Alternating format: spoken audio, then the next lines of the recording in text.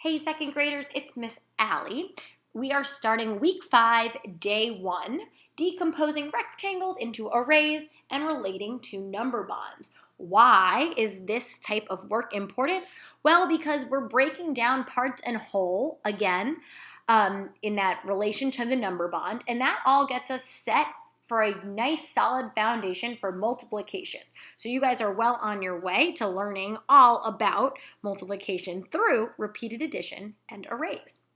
2 keywords today are decompose, meaning to break down into smaller parts, and array, which we knew from last week, which is a particular arrangement of objects by rows and columns.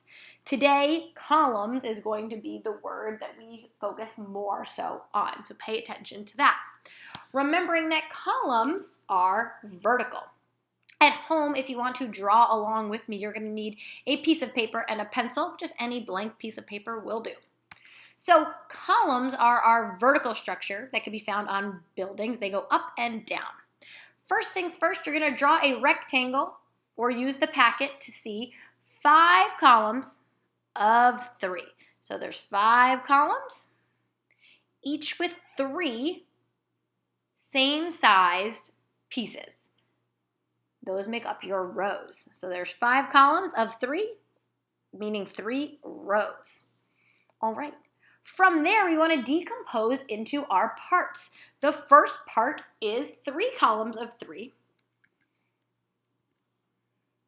And the second is 2 columns of 3. As you can see in yellow, 3 columns of 3, and blue, 2 columns of 3.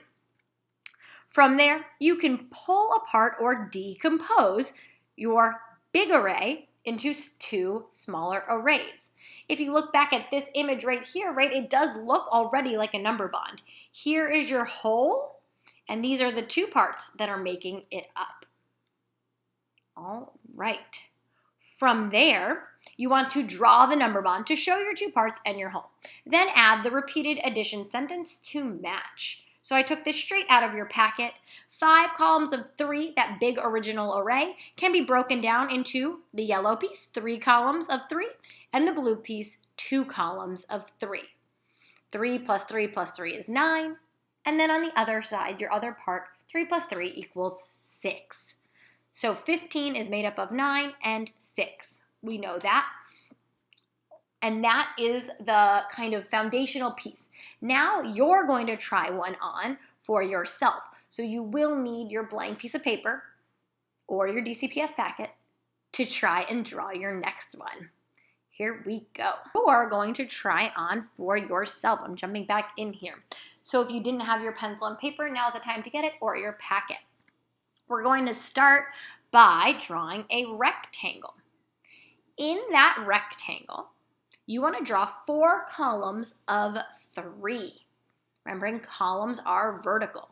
So to make your 4 columns, you're going to want to draw 3 lines. 1, 2, 3 vertical lines, and then 2 horizontal lines across. And that will give you your 4 columns of 3. 4 columns, 3 rows. Our next step is to take our whole and separate it into 2 parts.